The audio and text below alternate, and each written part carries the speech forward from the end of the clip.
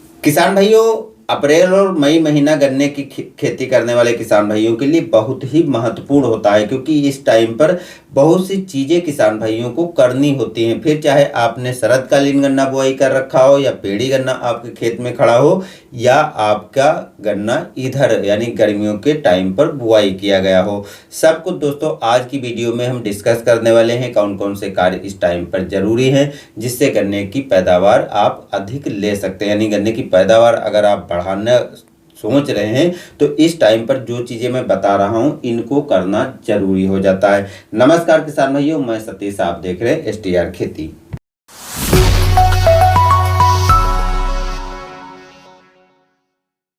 एक तो जो आपके मन में बना रहता है कि यार गन्ने में जितने ज़्यादा कल्लों की संख्या होंगे, जितने कल्ले ज़्यादा होंगे उतने गन्ने ज़्यादा बनेंगे और उतनी ही पैदावार हमें ज़्यादा मिलेगी। तो दोस्तों ये मिथ आप अपने दिमाग से निकाल दीजिए, क्योंकि कल्लों की संख्या अगर निश्चित संख्या से बहुत ज़्यादा हो गई है तो उसमें होगा क्या कि गन्ने को उतने अधिक पोषक तत्व नहीं मिल पाएंगे जितने की चाहिए होते हैं। तो इससे गन्ना पतला रह जाएगा, हाइट कम रह जाएगी या गन्ने का वजन कम हो जाएगा। तो अधिक कल्ले से ये मतलब नहीं है कि उत्पादन ज़्यादा आपको मिल जाएगा। हाँ, ये भी ज़रूरी है कि अधिक कल्ले नहीं हों, लेकिन जो कल्ले उचित मात्रा में होना चाहिए वो तो जरूर होना चाहिए। अगर उससे कल्लों की संख्या कम है तो उत्पादन कम हो जाएगा। तो अगर आपने शरतकालीन गन्ने की बुआई की है और उसमें जो है सहफसली लगा रखी थी तो आपके खेत में ब्रांच नहीं निकली होंगी या निकल रही होंगी तो कम संख्या होगी। अगर आपने केवल सिंगल गन्ने की बुआई की थी, दूसरी साथ में कोई फसल नहीं ली है, तो अच्छी खासी उसमें ब्रांच निकल आई होंगी, तो उसमें कुछ करने की ज़रूरत ही नहीं पड़ेगी। लेकिन कुछ चीज़ें हैं जो आपको इस टाइम पर डालना ज़रूरी हो जाता है। अगर आपने ग्रीष्मकालीन बुआई की है और गन्ने का जमाव हो गया, जमाव हुए लगभग 50 से 55 दिन हो गए हैं और नए कल्लों का फुटाव नहीं हो रहा है, तो उसमें भी आपको कुछ तरीके हैं जिनको आपको अपनाना है। क्या क्या चीज़ें अपनाना है आगे दोस्तों मैं इसके बारे में बताने वाला हूं, लेकिन पहले जो ज़रूरी चीज़ें हैं वो भी आपको समझना ज़रूरी हो जाता है। अगर आपके खेत में पेड़ी गन्ना है तो पेड़ी गन्ने में अमूमन आपने देखा होगा कि अच्छे से कल्लों का फुटाव हो जाता है। फिर भी अगर फुटाव नहीं हो रहा है तो सीधे से मतलब है कि आपने जो ज़रूरत पौधे को है वो पूरा नहीं किया है। अक्सर किसान भाई पेड़ी गन्ने में इतना ध्यान नहीं देते हैं, मेहनत नहीं करते हैं, जिससे उत्पादन घट जाता है। तो तीनों के बारे में दोस्तों हम इस वीडियो में एक एक करके बताने वाले हैं। वीडियो थोड़ी लंबी हो सकती है लेकिन आपके लिए बहुत महत्वपूर्ण जानकारी है, इसलिए वीडियो पूरा देख लीजिएगा। और चैनल पर नए हैं तो चैनल को सब्सक्राइब भी कर लीजिएगा, या अभी तक सब्सक्राइब नहीं किया तो दोस्तों सब्सक्राइब कर लीजिए, बिल्कुल फ्री है, आपका कुछ इसमें जाने वाला नहीं है, बल्कि आपको अच्छी इन्फॉर्मेशन ही मैं देता रहता हूँ। तो हम बात करते हैं, अगर आप शरतकालीन गन्ने बुआई किया है या किसी टाइम पर बुआई किया है, आपका गन्ना 50 दिन के ऊपर का हो गया है और नए कल्लों का फुटाव नहीं हो रहा है, तो अगर शरतकालीन गन्ना बुआई किया है तो इस टाइम पर दोस्तों जो आपने बुआई के टाइम पर उर्वरक दी थी, जो सिंगल सुपर फास्फेट दिया था या DAP दिया था या NPK दिया था, अमूमन इस टाइम तक लगभग 6 महीने के बाद उसका असर कम हो जाता है या ख़त्म सा हो जाता है। तो इस टाइम पर आपको सिंचाई करना और सिंचाई करने के बाद इन उर्वरकों को फिर से दे देना है।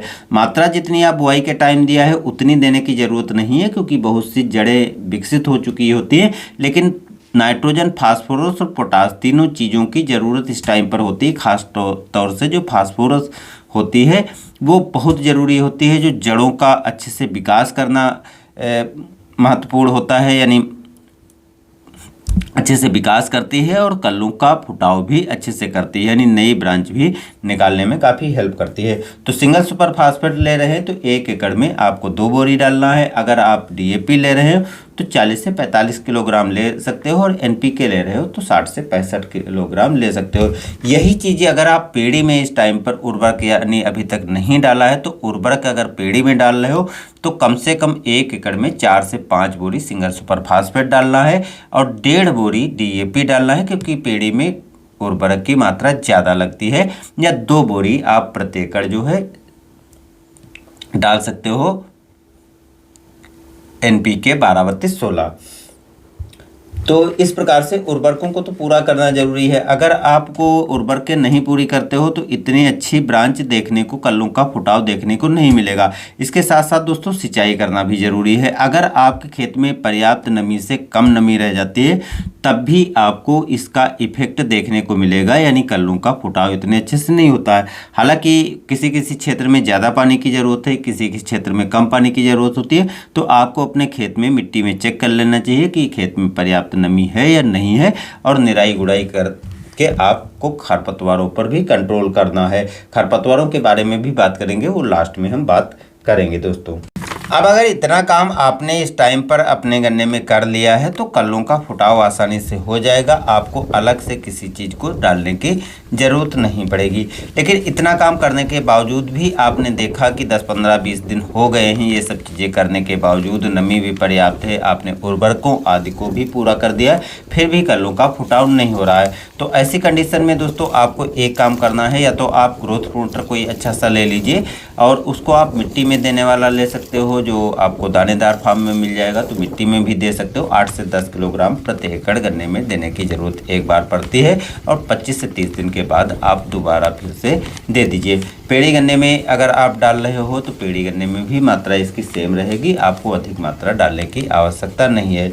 लेकिन ज़रूरी नहीं है कि आप मार्केट में जाकर के और गन्ने में ग्रोथ प्रमोटर डालने के लिए पैसे ही खर्च करो। आपके घर में अगर सरसों की खली है तो सरसों की खली को भी ग्रोथ प्रमोटर के रूप में खेत में दिया जा सकता है। सरसों की खली अगर आप ले रहे हो तो 2 तरीके से यूज कर सकते हो, एक तो स्प्रे किया जा सकता है और दूसरा मिट्टी में भी दिया जा सकता है। इसी प्रकार से जो लिक्विड ग्रोथ प्रमोटर होते हैं उनको भी आप स्प्रे कर सकते हो। अगर आप ग्रोथ प्रमोटरों को स्प्रे करते हो तो थोड़ा सा उसमें खर्चा कम होता है, क्योंकि उसकी मात्रा कम लगती है और सस्ते भी थोड़े पड़ जाते हैं। लेकिन आपको सही ग्रोथ प्रमोटर का चुनाव करना है, तभी आपको अच्छे से रिजल्ट मिलेगा। यानी इस टाइम पर अगर जो भी आप ग्रोथ प्रमोटर डालते हो तो उसमें ह्यूमिक एसिड और फ्लोरिक एसिड होना ज़रूरी है, तभी अच्छे से वो काम करेंगे। क्योंकि ह्यूमिक एसिड का काम क्या रहता है कि जड़ों का अगर फुटाव नहीं हो रहा, जड़ों का विकास नहीं हो रहा, तो उसकी प्रोसेस अच्छे से चालू कर देता है, और जड़ों का प्रोसेस अच्छे से होगा तो मिट्टी में जो मौजूद पोषक तत्व हैं वो पौधे तक आसानी से पहुँचाने में हेल्प करती है, जिससे कलों का फुटाव भी काफ़ी बेहतर ढंग से होता है। और जो ग्रोथ प्रमोटर होता है उसका एक काम और रहता है कि पौधे की हाइट को कंट्रोल करना, क्योंकि इस टाइम पर हाइट बढ़ना जरूरी नहीं है। हाइट कंट्रोल रहेगी तभी जो है कल्लों का फुटाव होना जारी रहेगा, अच्छे से कल्लों का फुटाव होगा। तो कल्लों की फुटाव चाहते हो तो सरसों की खली यूज कर लीजिए या कोई एक ग्रोथ प्रमोटर यूज कर लीजिए। अगर आपने उर्वरकों को दिया है, single super phosphate, DAP, NPK, इसमें से किसी एक उर्वरक को दे चुके हो, उसके बावजूद भी फुटाव नहीं हो रहा है, तो ये तरीका भी आप अपना सकते हो। सरसों की खली अगर आप दे रहे हो तो पेड़ी गन्ने में आपको प्रति एकड़ जो है 30 से 32 किलोग्राम जरूर डालना है, और अगर आप पौध गन्ने में डाल रहे हो तो 15 से 16 किलोग्राम आपको मिट्टी में देना जरूरी है। मिट्टी में डालने के बाद आपको सिंचाई कर देना है। जब आप सरसों की खली दोगे तो उसके बाद जो सबसे बड़ी जो समस्या आती है वो फंगस लगने का खतरा होता है, तो किसी एक फफूंदनाशी को भी आपको 8 से 10 दिन पे स्प्रे कर देना है। अगर आप स्प्रे कर रहे हो, यानी सरसों की खली के घोल को स्प्रे कर रहे हो या किसी ग्रोथ प्रमोटर का स्प्रे कर रहे हो, तब भी आपको किसी एक जो है फफूंदनाशी को लेना चाहिए। आसानी से जो साफ नाम के कार्बनडाजिम मैंकोजेब वाला फार्मूला आता है उसको साथ में मिला सकते हो, वो भी काफ़ी अच्छे से फफूंद फैलने से कंट्रोल कर लेता है, जिससे आपके गन्ने में फुटाव भी होगा और कंट्रोल फफूंद पर होगा, तो फफूंद जनित बीमारियां भी लगने से बच जाएंगी।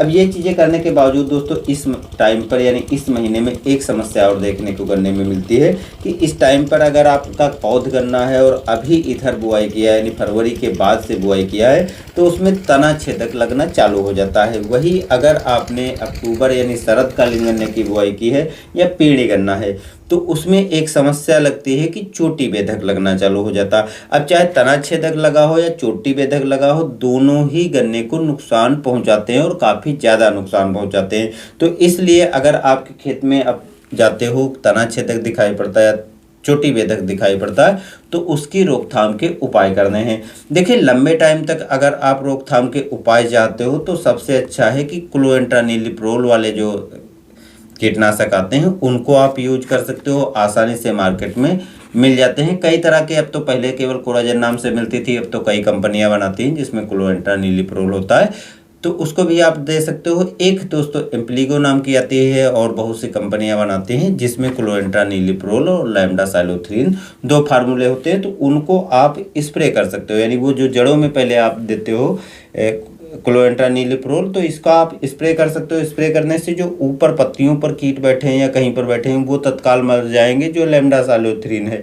मैं तो इसका ही यूज ज़्यादातर करता हूँ, तो उससे भी कंट्रोल हो जाएगा। और ये पौधे के अंदर जो है क्लोएंट्रा नीलीप्रोल जो सिस्टेमिक दवा होती है वो आसानी से जाएगी और वो लंबे टाइम तक आपके पौधे को बचा कर रखेगी। तो इस टाइम पर जो रोग लगे हैं उनसे तो बचाव हो जाएगा, आगे भी कई लंबे टाइम तक रोग कीट आदि नहीं लगेंगे। अब इस बात का ध्यान रखना है कि फफूंद जनित रोग फैलने का अगर खतरा है तो उसको आपको डालने की ज़रूरत है। और कभी कभी होता है कि इन दवाओं को डालने के बावजूद भी कुछ ऐसे रोग बीमारियां दिखाई पड़ना चालू हो जाती, तो इसका मतलब ये नहीं कि एक दवा डाल दिया और बाद में रोग बीमारी लगी है तो आपको कुछ करने की ज़रूरत नहीं है। इतनी महंगी दवाएँ डालने के बावजूद भी इस बार देखा होगा बहुत से कीट फिर भी लगना चालू हो जाते हैं, तो आपको हो सकता है कि और भी दवाओं को स्प्रे करना पड़ जाए। तो उसके लिए मार्केट में आसानी से सस्ती दवाएं आती हैं, उनको आप ले सकते हो। लैम्डासाइलोथ्रीन भी ले सकते हो, क्लोरोपाइरीफास ले सकते हो या फिर प्रोफेनोफास ले सकते हो। किसी एक दवा को लेकर के आप स्प्रे कर सकते हो।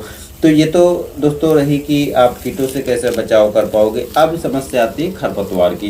दोस्तों इस टाइम पर आप पेड़ी की जुताई करके गुड़ाई आदि कर सकते हो, पौध गन्ने की गुड़ाई आदि कर सकते हो, तो इससे जो अन्य खरपतवार हैं वो नहीं उगते हैं। लेकिन जो सबसे खतरनाक गन्ने में नुकसान पहुंचाने वाला खरपतवार है मोथा, वो फैलना चालू हो जाता है। तो अगर आपके खेत में मोथा दिखाई पड़ता है तो मोथा निकलने के बाद फूल ना बने उसके पहले ही आपको मोथा कंट्रोल करने के लिए दवाओं को यूज किया जा सकता है।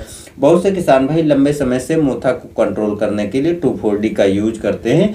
हालांकि 2,4-D यूज अगर 3-4 बार आप करते हो पूरे सीजन में तो मोथा नहीं उगता है और कंट्रोल रहता है। लेकिन होता क्या है कि मोथा की जड़ जो नीचे मिट्टी में होती है तो फिर से उगना चालू हो जाती है।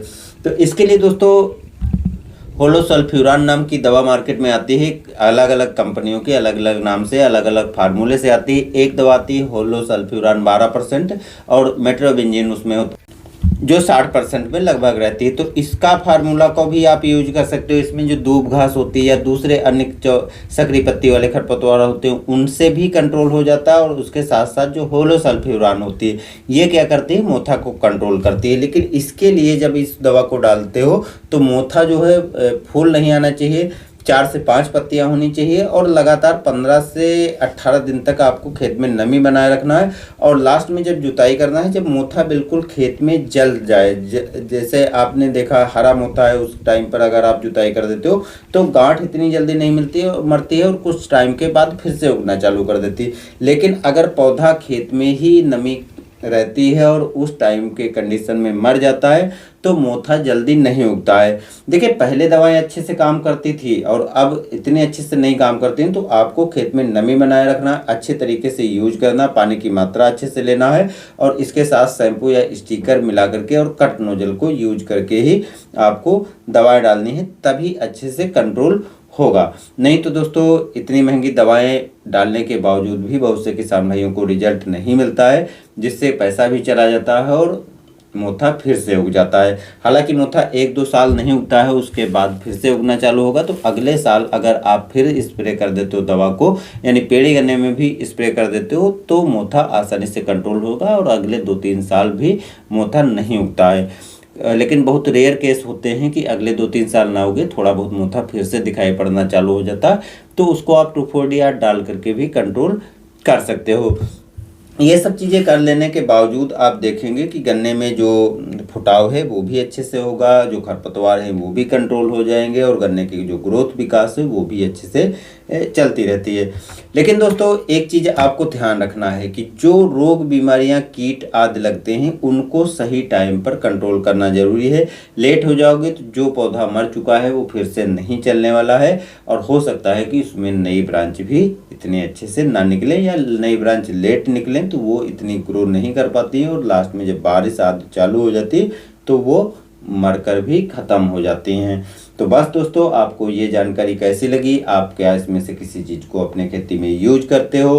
क्या रिजल्ट रहते हैं? हमें कमेंट में ज़रूर बताइएगा, जिससे दूसरे किसान भाइयों को भी आपके कमेंट से काफ़ी हेल्प मिलेगी। मिलते हैं नए वीडियो के साथ। धन्यवाद।